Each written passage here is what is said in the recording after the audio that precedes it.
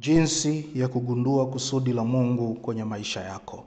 Kitabu cha Yeremia sura ya 1 mstari wa 4 na wa 5, maandiko yanasema, neno la Bwana lilinijia kusema, kabla sijakuumba katika tumbo nalikujua, kabla haujatoka tumboni nalikutakasa, nimekuweka kuwa nabii wa mataifa. Mtu wa Mungu, unatakiwa kuelewa uumbaji wa Mungu haukuishia kwa Adamu na Eva. Hata wewe uliumbwa. Uumbaji wa Mungu haukuishia kwa Adamu na Eva. Hata wewe uliumbwa. Na Mungu alipokuumba, alikuumba kwa kusudi maalum. Kwenye picha ya Mungu, kwenye maono ya Mungu, kuna kitu fulani kinatakiwa kifanyike hapa duniani. Kuna jambo fulani linatakiwa litendeke hapa duniani. Ndio maana Mungu alikuumba wewe. Neno la Bwana lilimjia Yeremia na kusema, kabla haujaingia kwenye tumbo la mama yako tayari nimesha kujua, na kabla haujatoka tumboni tayari nilikwisha kukutakasa. Maana yake tayari Mungu alikuwa amemkusudia. That tells kwamba kwa kila mtu ambaye anapata nafasi na neema ya kuja hapa duniani, Mungu anamkusudia kuwa kitu fulani.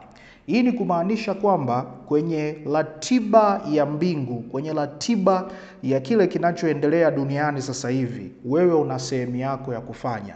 Na assignment yako kubwa ni kuweza kugundua kusudi la Mungu, lile kusudi ambalo Mungu alikuwa nalo wakati anaruhusu uwe mimba, kile ambacho Mungu kilikuwa kwenye mawazo yake wakati anakutakasa ni nini.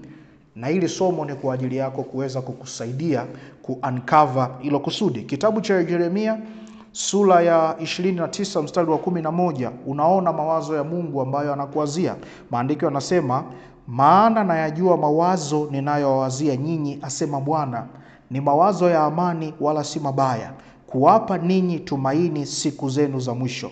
Haya ndiyo mawazo ambayo Mungu yuko nayo kuhusu kila mmoja hapa duniani. Mungu anamwazia mtu mambo mema, anamwazia mtu kumpa amani, anamwazia mtu kumpa tumaini, anawazia mtu kumfanikisha.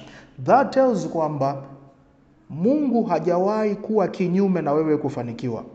Mungu hajawahi kuwa kinyume na wewe kuishi maisha mazuri, kwa sababu mawazo ya Mungu ni mawazo ya amani na si mabaya.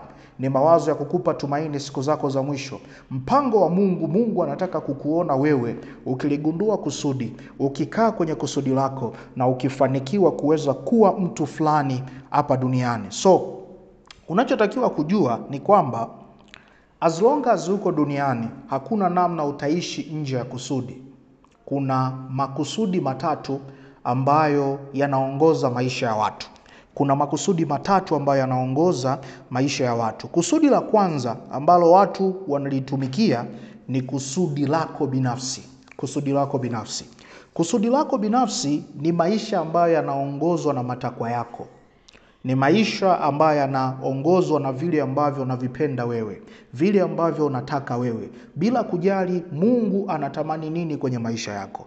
Maisha ya kulifuata kusudi lako ni kufuata matamanio yako, ni kufuata shauku zako, ni kuendeshwa na msukumo wako. Tatizo moja la kutumikia kusudi lako ni kwamba hautawahi kumuona Mungu akihusiana na wewe wakati unatumikia kusudi lako. Kwa nini? Kwa sababu mkono wa Bwana unafadhili kusudi lake. Mungu hajawahi kufadhili personal agenda za mtu yoyote. Kwa hiyo dalili ya kwanza nyepesi ya kujua kwamba unachokiishi sio mpango wa Mungu ni kuona uwepo wa Mungu hauko pamoja na wewe, ni kuona msaada wa Mungu hauko pamoja na wewe, ni kuona ulinzi wa Mungu hauko pamoja na wewe. Mara zote unapokuwa unalitumikia kusudi lako binafsi, utajikuta unanyanyasika sana. Itakuwa ni ngumu sana kupata matokeo, itakuwa ni ngumu sana kufanikiwa, itakuwa ni ngumu sana kuona watu wakikusaidia, itakuwa ni ngumu sana kukubalika kwenye maeneo ambayo unatakiwa kukubalika. Ile idea nzima ya kusema kwamba napambana na maisha, napambania maisha, sijui I'm self made, ile ndio watu ambayo wanaitumia kuishi kusudi lao binafsi. Na nataka nikuhakikishie, adui ambaye ni ibilisi ni mjanja sana, yuko very tricky. Atatumia kila namna kuhakikisha watu wengi wanakubaliana na idea kwamba mtu anatakiwa kuishi kusudi lake binafsi, afuate kile anachokitaka yeye na anachokipenda yeye. Ndio maana kuna misemo kama hii, unaweza ukawa chochote unachotaka kuwa. Mtu wa Mungu, kama unaamini kwenye akili yako naweza kuwa chochote ninachotaka kuwa, that tells kwamba njia unayoifuata ni kuishi kusudi lako binafsi na sio kusudi la Mungu kwenye maisha yako. Kitabu cha Marko sura ya 14 mstari wa 36, maandiko yanasema, akasema, Aba, Baba, yote yawezekana kwako. Uniondolee kikombe hiki, walakini si kama nitakavyo mimi, bali utakavyo wewe. Yesu alipokuwa kwenye dakika za mwisho kabisa, wakati anaukaribia msalaba, aliomba ili ombi, akamwambia, Baba, najua yote yanawezekana kwako. Ikiwezekana naomba uniondolee kikombe hiki, lakini si kama nitakavyo mimi. Yesu alikuwa anachomoa ajenda yake binafsi, alikuwa anaondoa msukumo wake binafsi, alikuwa anaondoa matamanio yake binafsi, akamwambia, lakini si kama nitakavyo mimi, bali mapenzi yako yatimizwe. Mtu wa Mungu, inapaswa kwenye maisha yako ifike point, ili ndio liwe ombi lako, mwambie Mungu wangu, Baba yangu, yote najua yanawezekana kwako. Ikiwezekana unifanyie 1, 2, 3, lakini si kama vile ninavyotaka mimi. Nachohitaji ni mapenzi yako kuona yanatimizwa. Kusudi la pili ambalo mtu anaweza kuliishi ni kusudi la shetani. Shetani anakusudi, mtu wa Mungu. Kusudi la shetani ni mpango wa shetani juu yako. Ni kile ambacho shetani amekikusudia kukitimiza kwako. Na we always know, kusudi la shetani ni kukuangamiza. Kusudi la shetani ni kukuharibu. Mapenzi ya shetani ni kuona wewe unaharibikiwa. So usipojichunga kwenye maisha yako, unaweza ukajikuta umedondokea kwenye kusudi la shetani. Unaweza ukajikuta umeangukia kwenye mpango wa shetani. Kitabu cha Luka sura ya 22 mstari wa 31, maandiko yanasema, akasema, Simon, Simon, tazama, shetani amewataka nyinyi ili apate kuwapepeta kama vile ngano. That tells kwamba shetani huwa anawinda watu. Shetani ana ajenda zake. Na kama hautakaa sawasawa kwenye maisha yako, ukaruhusu mlango wowote ufunguke, shetani ataingia na unaweza ukajikuta unaendeshwa na kusudi la shetani. So kusudi la shetani, utajikuta kila siku unashuka kwenye maisha yako. Kila siku unashuka. Baada ya kuanza hiyo biashara, baada ya kuingia kwenye hayo mahusiano, baada ya kuingia kwenye hiyo partnership, kila siku unajikuta unashuka. Kila siku unajikuta unashuka. Mambo yako yanazidi kuharibika. Watu wanakupinga sana. Utapata mashambulizi ya kila namna unapokuwa unatumikia kusudi la shetani. Afya yako itashambuliwa, uchumi wako utashambuliwa, amani yako itashambuliwa, utaishi kwa hofu na kutangatanga na kujikuta umepoteza kila kitu. Kwa hiyo chunga sana kwenye maisha yako, usije ukajikuta unaangukia kwenye kusudi la shetani. Njia rahisi ya kuligundua kusudi la shetani limejaa uharibifu. Kama unaona kwenye maisha yako kila ukipima, toka ulipoanza kitu fulani, imekuwa ni uharibifu baada ya uharibifu, uharibifu baada ya uharibifu, that tells kwamba unachokiishi ni kusudi la shetani. Umeingia kwenye mfumo wa shetani na shetani amefanikiwa kukuharibu. Na kusudi la tatu ni kusudi la Mungu. Nimejaribu kuwa very careful na choice ya maneno ninayoitumia, kwa sababu najua watu wengi huwa wanasema ni kusudi langu. Mtu wa Mungu, ili kusudi sio lako, ni kusudi la Mungu kwako. Ni kusudi la Mungu kwenye maisha yako. So Mungu anao mpango kwa ajili ya kila mtu. Mungu anao mpango kwa ajili ya maisha yako. Habari njema ni kwamba Mungu ana mpango kwa ajili ya kila mtu. Habari mbaya ni kwamba sio kila mtu amekubaliana na mpango wa Mungu kwenye maisha yake. Kuna watu wameamua kureject mpango wa Mungu waziwazi. Na nataka nikuhakikishie, always mpango wa Mungu ni mpango bora kuliko mipango yako. Mpango wa Mungu una mafanikio kuliko mpango yako. Mpango wa Mungu uko salama kuliko mipango yako. Can you imagine? Huyu Mungu ambaye amekuwepo kabla ya ulimwengu kuumbwa, atawezaje kuwa na kitu kinachofeli? Atawezaje kukosa ujanja wa kumanuva na kupindua matokeo na kukusaidia we kupata kile ambacho unakitafuta? So Jambo la msingi unaotakiwa kuliadhimia sasa hivi, kama umeshagundua kusudi la maisha yako, weka mpango, mkakati na dhamira ya dhati kuweza kuliishi na kulitimiza. Na kama haujaligundua, find a way uweze kuligundua mapema ili maisha yako yawe salama. Faida za kuliishi na kulitimiza kusudi la Mungu.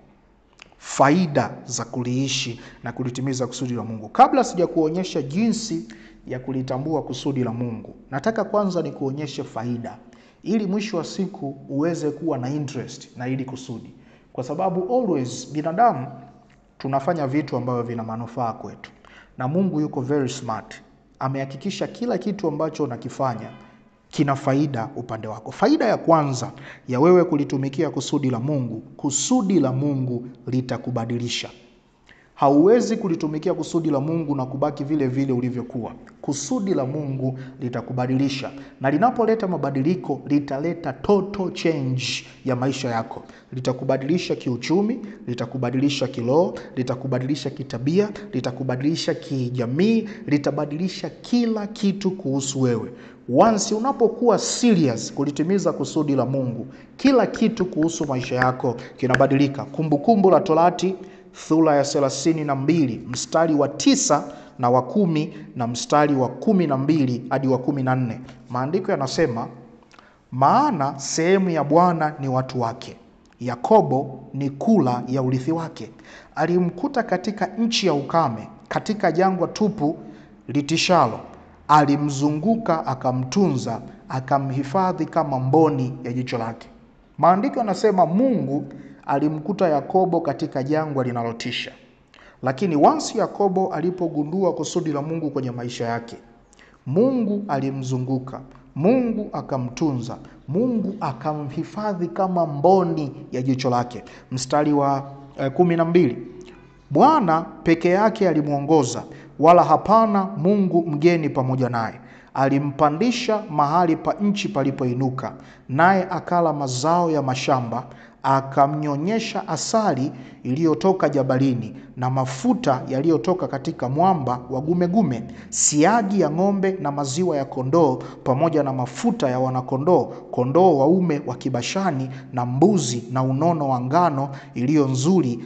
Akanywa divai damu ya mizabibu.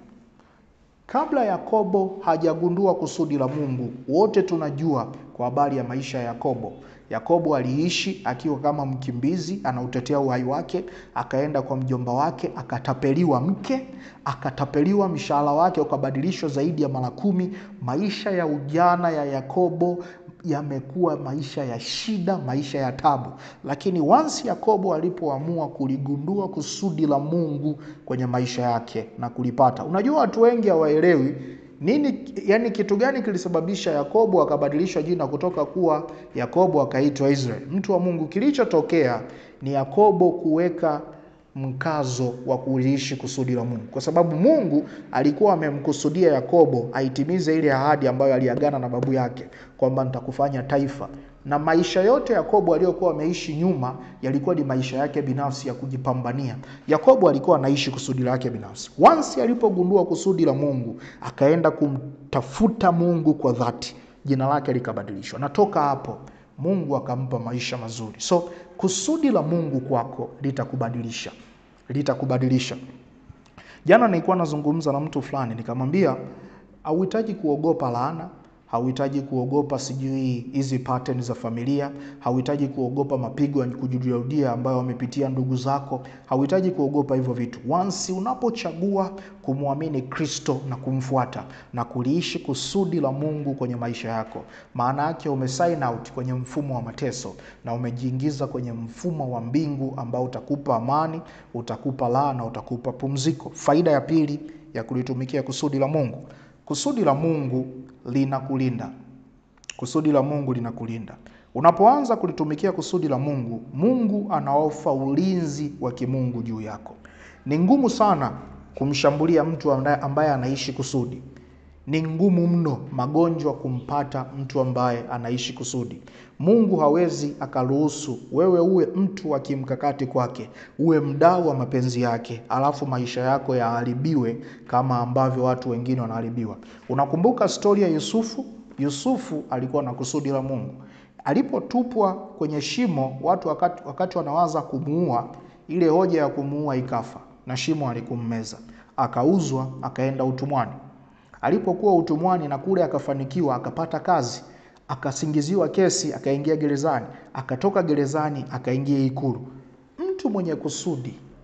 Sio kwamba mabaya hayawezi yakaachiliwa upande wako. Sio kwamba adui hawezi kukushambulia. Sio kwamba majaribu hayawezi kuja upande wako, lakini hakikisho ni moja. Hakuna mshale utakao tupwa kinyume na wewe na utafanikiwa. Hakuna silaha itakayofanyika dhidi yako na itafanikiwa. Hakuna shambulizi litakaloachiwa na muovu dhidi yako na litafanikiwa. Hakuna mashauri ya watu wabaya yatakayotupwa dhidi yako na yatafanikiwa. Mtu mwenye kusudi anaweza akabambikiziwa kesi, lakini utashangaa huyu mtu badala ya ile kesi kummaliza, ndo ndani ya ile kesi inapatikana njia ambayo inampeleka juu zaidi. So kusudi la Mungu litakulinda.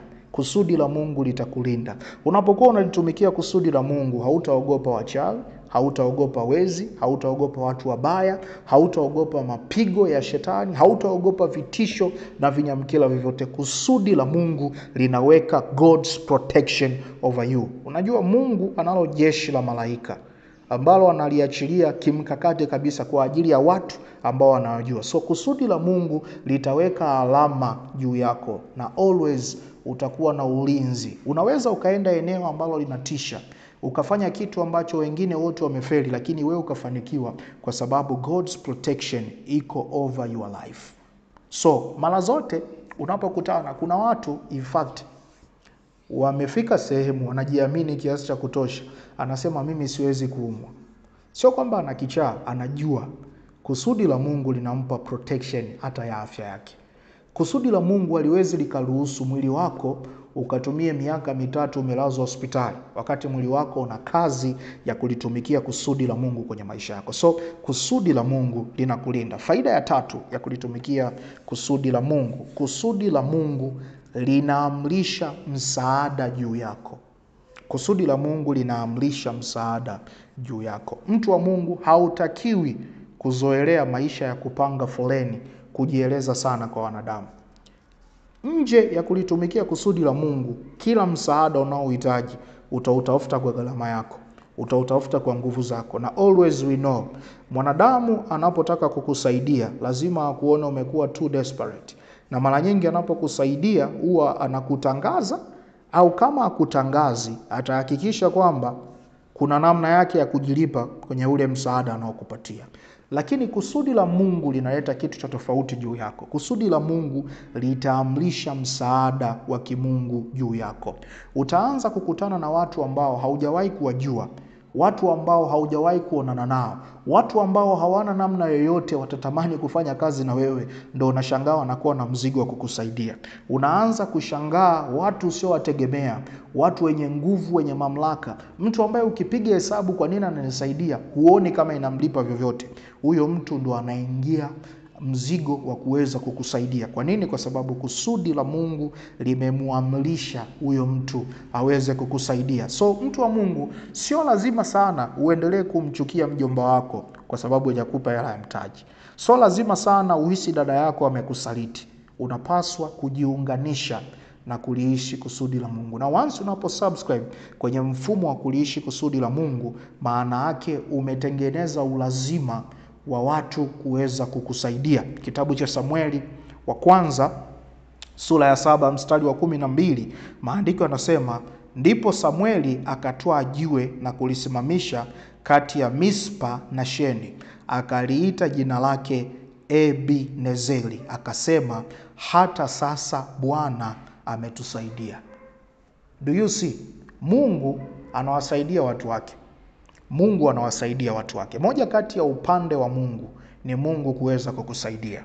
Lakini Mungu hawezi kukusaidia pasina kuwa na sababu ya msingi kwa nini aweze kukusaidia. Na kusudi la Mungu linaweza kukupa justification, legally justification, kwa nini Mungu aweke msaada juu yako.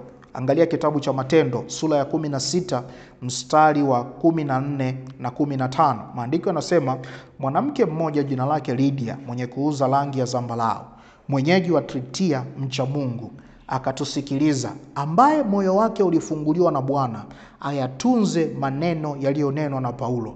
Hata alipokwisha kubatizwa yeye na nyumba yake, akatusii akisema, kama mmeniona kuwa ni mwaminifu kwa Bwana, ingieni nyumbani mwangu mkakae. Akatushurutisha. Mungu anapoanza kukusaidia na kuamrisha msaada wake juu yako, anafungua mioyo ya watu kwa ajili yako. Utajikuta unaanza kupata access na watu wenye nguvu, wenye uwezo, wenye mamlaka. Watu ambao kwa namna yoyote usingeweza kuwa na namba zao za simu. Watu ambao kwa namna yoyote ungefanya kitu wasingekiona na wasingekuja hata kama wangekiona. Lakini wanakuja. Huyu mwanamke, kwanza maandiko yanakuonyesha, huyu mwanamke Lydia hakuwa mchovu. Alikuwa ni mcha Mungu. Alikuwa ni mtu ambaye anauza rangi. Maana yake huyu mtu alikuwa na kazi, alikuwa amejipata, alikuwa anajielewa, alikuwa na mamlaka. Hakuwa na ulazima wowote wa kuentertain kumsikiliza mtu wa Mungu, lakini kwa sababu moyo wake ulifunguliwa na Bwana, akasikia kile alichokuwa anakiongea Paulo. Baada ya kusikia, akamkaribisha Paulo nyumbani kwake na kwenye vitu vyake. Hivi ndivyo ambavyo itakuwa. Hili ndilo ambalo linaweza kuwa fungu lako kama utajiungamanisha na kusudi la Mungu. Mungu ataweka pressure kwa watu, ataweka pressure kwa watu ili wafungue milango kwa ajili ya kuweza kukusaidia na kuinuka kwenye maisha yako. Faida ya 4 ya kulitumikia kusudi la Mungu, kusudi la Bwana linafanikisha. Hauwezi kulitumikia kusudi la Mungu na ukabaki hohehahe. Hauwezi kulitumikia kusudi la Mungu na ukabaki choka mbaya. Kusudi la Mungu linafanikisha. Mbali na kwamba kusudi la Mungu linakupa nafasi ya kumtumikia Mungu, linakupa nafasi ya kuwatumikia watu wa Mungu, lakini kusudi la Mungu linakufanikisha. Maisha yako lazima yabadilike. Maisha yako lazima yapendeze. Maisha yako lazima yanawili. Kitabu cha Zaburi ya 92 mstari wa 12, mwenye haki atastawi kama mtende, naye atakuwa kama mwelezi wa Lebanoni. So kusudi la Mungu litakupa namna ya kustawi. Halitakuacha umenyauka, halitakuacha umechoka, halitakuacha kwenye hali duni. Kusudi la Mungu litafungua milango yako ya kiuchumi, litafungua milango yako ya biashara, litafungua kila kitu kwenye maisha yako na kuhakikisha linakupa maisha mazuri. So, swala la msingi ni wewe kujiuliza, nini ni kusudi la Mungu kwako? Nini ni kusudi la Mungu kwako? Do you know kwamba Mungu anaweza akawa na kusudi hata na mtu ambaye anafanya mambo ya kilimo? Kwenye kile kilimo, Mungu ana ajenda yako binafsi. Baada ya kilimo, there is something ambacho Mungu anataka ukifanye kwa ajili yake. So, it is your duty, mtu wa Mungu, kuweza kugundua kusudi la Mungu nini kwenye maisha yako. Faida ya 5, kusudi la Bwana linayaweka maisha yako kwenye mkono wake. Kusudi la Bwana linayaweka maisha yako kwenye mkono wake. Maisha yako hayataongozwa na matukio ya jumla. Maisha yako hayataendeshwa na kile kinachowapata wengi. Maisha yako yataendeshwa na wema wa Bwana, fadhili za Bwana na haki ya utajiri wake. So kusudi la Mungu linayaweka maisha yako kwenye mkono wake. Unakuwa bado uko Tanzania, lakini unaishi kama uko nje ya Tanzania. Unaishi kama wewe ni sehemu nyingine ya Tanzania. Watu wengine wanaweza wakasema sasa hivi vyuma vimekaza, sasa hivi mambo ni magumu, lakini wewe ukawa mtu mwingine kabisa. Kwa nini? Kwa sababu there is a mark of God on you. Kuna alama Mungu amekuwekea kwa sababu wewe unalitumikia kusudi lake. Kitabu cha Hesabu sura ya 22 mstari wa 12, maandiko yanasema, Mungu akamwambia Balaamu, usiende pamoja nao, wala usiwalaani watu hawa, maana wamebarikiwa. Hii ilitokea baada ya mfalme mmoja kwenda kumwambia Balaamu awalani Israeli. Mungu akainuka akamwambia, no, hawa watu wamebarikiwa, maisha yao yako kwenye mkono wangu, kwa sababu there is something of me kwenye maisha yao. Hawa watu usiwalaani, kwa sababu hawa watu ni wabarikiwa. Lakini hata ilipofika hatua Balaamu akataka kuanza kutamka laana, Mungu akawa anapindua yale matamko yake. Badala ya kutamka laana, anatamka baraka. Hivi ndivyo ambavyo itakuwa kwenye maisha yako. Wanaweza wakainuka watu wenye chuki ambao wamepanga kuliharibu jina lako, lakini kwa sababu kuna kusudi la Mungu na Mungu ameweka alama juu yako, huyu mtu badala ya kwenda kulichafua jina lako anajikuta anakusifia.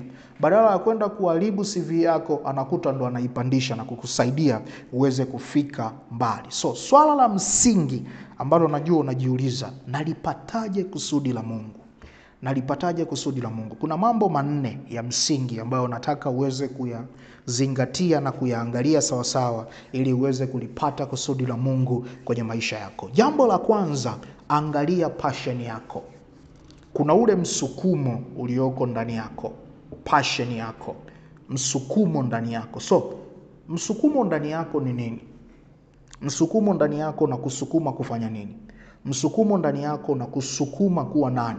Msukumo ndani yako umekupa kitu gani cha kuwajibika nayo? Kuna mtumishi wa Mungu Bishop T.D. Jakes alisema, if you follow your passion will bring you to your purpose. Kama ukiifuata passion yako, kama ukiifuata ule msukumo ndani yako, msukumo ndani yako utakupeleka kwenye kusudi la maisha yako. So, msukumo ndani yako ndio kitu ambao unatakiwa kuufuata. Kila mtu ana msukumo. Hakuna mtu ambaye hana msukumo wa kufanya kitu fulani. Kuna kitu kinakuvutia, kuna kitu kinakuhamasisha, kuna kitu kinauchemsha moyo wako, kinakufanya oh my God, uone kwamba hiki kitu niko tayari kukifanya. Hiki kitu niko tayari kukifanya. Hiki kitu niko tayari kupoteza muda wangu kuweza kukifanya. I do remember, mimi nimekuwa napenda kufundisha always. Siku zote nimekuwa napenda kufundisha. Toka niko mdogo, toka niko shule ya msingi nimekuwa napenda kufundisha. Na mara zote nilivyokuwa nikifundisha watu walikuwa waniambia wanaelewa sana. Wanapata zaidi ambavyo walitarajia wanaweza kupata. So it has been my passion kuona nafundisha watu na kuweza kuwasaidia. So kuna kitu, mtu wa Mungu, wewe ni passion yako. Kuna kitu ambacho ukiweka nguvu zako kukifanya, unahisi kama muda hautembei. Unahisi kama hauishiwi, unazidi tu kujaa. Wakati unazidi kuona kwamba ndo unatumia nguvu kufanya kile kitu, badala ya kuchoka, nguvu ndo zinazidi kuongezeka. Passion yako wewe ni nini? Passion yako ni nini? Ukiifuata passion yako inakupeleka kwenye kusudi lako. Ukianza kufanyia kazi passion yako, nataka nikuhakikishie, sio kwamba passion itafunguka ndani ya siku moja kukuonyesha kusudi. Hapana. Itahitaji uwe na nidhamu ya kuifuatilia. Mimi nilihisi mara ya kwanza napenda kuwa mwalimu. So nikajikuta nimezunguka huko na huko na huko na huko. Lakini mwisho wa siku nimejikuta kwenye mambo ya kuhubiri. Assignment ni ile ile, kuwafundisha watu, kuwahubiria watu. Lakini context ni tofauti. Mazingira ni tofauti. So kusudi la Mungu linapatikana kwenye passion yako. It is your assignment uanze kukiishi kitu ambacho unakipenda. Msukumo ndani yako uanze kuufuata, uanze kuutii. Na kusudi la Mungu halitafunguka kwa vitu vimoja. Kwa mfano, mimi ni mwandishi wa vitabu, ninapenda sana kuandika. Mimi ni mkufunzi, mhubiri, mchungaji, napenda sana kufanya hivyo vitu.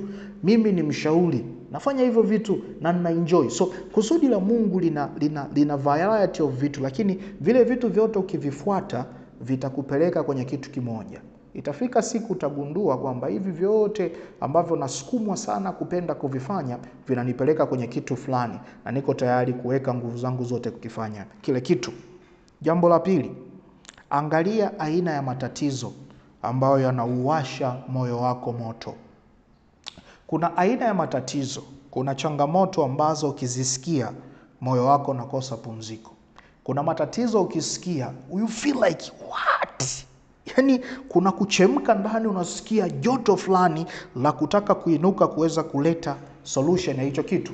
Mkufunzi wangu mmoja aliniambia njia rahisi ya kujua kwamba una solution ya kitu fulani ni kuona kwamba wewe ukiangalia unaliona tatizo. Kama kuna kitu ambacho kila unapoangalia unaona hiki kitu ni tatizo, kingefanyika hivi, kwa nini wasingefanya hivi? That tells kwamba kwenye hilo eneo unajibu. Na kama moyo wako unafurukuta, hauwezi kutulia mpaka uone umefanya hicho kitu hapo, that tells kwamba hicho kitu kikifuata kitakupeleka kwenye kusudi la maisha yako. So, ni kitu gani kwenye maisha yako kinauchemisha moyo wako? Ni kitu gani kwako kinakufanya ushindwe kutulia, ushindwe kupumzika, ushindwe kuona kwamba naweza nikarelax, unataka tu kuinuka kuweza kupambana? Ni kitu gani kwenye maisha yako kina kitu kama hicho? So ukigundua kitu kama hicho kitu kitakupeleka kwenye kusudi. Do you know kuna mtu akiangalia watoto yatima anaona tu ni watoto. Lakini kuna mtu akiangalia watoto yatima anaona na mahitaji, anaona wanahitaji madaftari, wanahitaji nguo, wanahitaji nyumba, wanahitaji nini. Kwa nini? Kwa sababu ndani ya moyo wake unaugua kwa ajili ya watoto yatima. Kuna mtu akiangalia Watanzania kila siku anaona yani nawezaje kuwatafutia watu nguo fulani hivi ambazo zitawasaidia. Yani kila akiona anaona watu ni wanahitaji tu kuvaa. Kwa nini? Kwa sababu moyo wake umejaa mambo ya mavazi. Kuna mtu mwingine akiangalia wagonjwa anaugua. Yani anaugua, natamani kuwasaidia. Yani tu hivyo. So ule msukumo wa tatizo unaweza ukakupeleka kwenye kusudi la maisha. It is your assignment kuweza kutafuta ni eneo gani kwenye maisha yako una msukumo wa kutatua tatizo fulani specific. Tatizo fulani specific. Jambo la tatu, angalia uwezo wako wa kipekee upo kwenye nini. Mungu huwa amehakikisha kila mtu amempatia uwezo wa kipekee. Kila mtu amempatia uwezo wa kipekee. Na uwezo wa kipekee ambao Mungu amekupa, hajakupa kwa ajili ya starehe, amekupa kwa ajili ya kutumikia kusudi. So, gundua uwezo wako wa kipekee ni nini. Mimi najua uwezo wangu wa kipekee ni kuzungumza. Uwezo wangu wa kipekee ni kufundisha. Uwezo wangu wa kipekee ni kuandika. Uwezo wangu wa kipekee ni kusikiliza mtu na kuweza kama kuingia kwenye akili yake na kuanza kuangalia huyu mtu ana shida gani. There is a way ambayo mimi mwenyewe nashindwa hata kuelezea.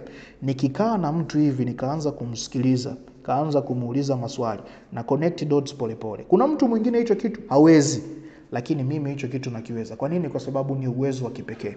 Uwezo wa kipekee hautakuwa umeusomea, hautakuwa umekuwa trained sana, uko very natural.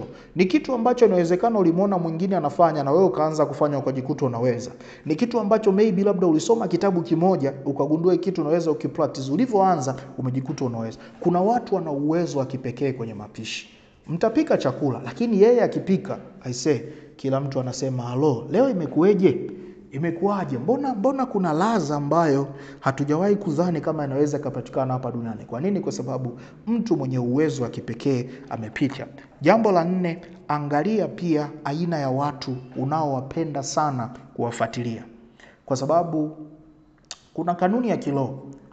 Roho za manabii zinavutwa na manabii. Liko andiko linasema roho za manabii huambatana na manabii. Maana yake sio kwamba manabii wanaambatana, lakini watu wanaofanana, watu wenye kitu kinachofanana huwa wana kawaida ya kuambatana. Sio lazima uambatane nao kwa maana ya kutembea nao pamoja, lakini hata kuwafuatilia. Mimi nikiingia mtandaoni, peji nyingi ninazoziangalia ni peji za watumishi, peji za makanisa. Kwa nini? Kwa sababu kuna kitu kuhusu mimi kwenye haya mambo. Baada ya hapo naangalia viongozi. Lakini kuna mtu yeye akiingia mtandaoni, peji ya kwanza ni mapishi. Mapishi. Kwa nini? Kwa sababu kuna kitu kuhusu yeye kwenye hivyo vitu. So angalia aina ya watu wanaokuvutia. Angalia aina ya watu ambao unatamani kuwa kama wao. Angalia aina ya watu, even kwenye simu yako utakuja kugundua katika wale marafiki wako wengi ambao mnapigiana nao simu, wote wana hicho kitu. Ni nadra sana kukuta mtu ambaye ameitwa kwenye huduma, alafu marafiki zake wote hamna hata mtu ambaye kwenye huduma. Itakuwa ni uongo. Yaani utajikuta tu kwenye kile kitu ambacho wewe unapenda kuishi, unapenda kufanya. Huo ulimwengu wako una watu wengi, na haswa wale walio karibu na wewe wana hicho kitu. So baada ya kugundua hivyo vitu, dedicate maisha yako yote kuliishi kusudi. Hakikisha unawekeza nguvu zako, unawekeza akili zako, unawekeza moyo wako kuweza kupata matokeo kwenye hicho kitu. Mtu wa Mungu, it has been a pleasure kuweza kuyahudumia maisha yako.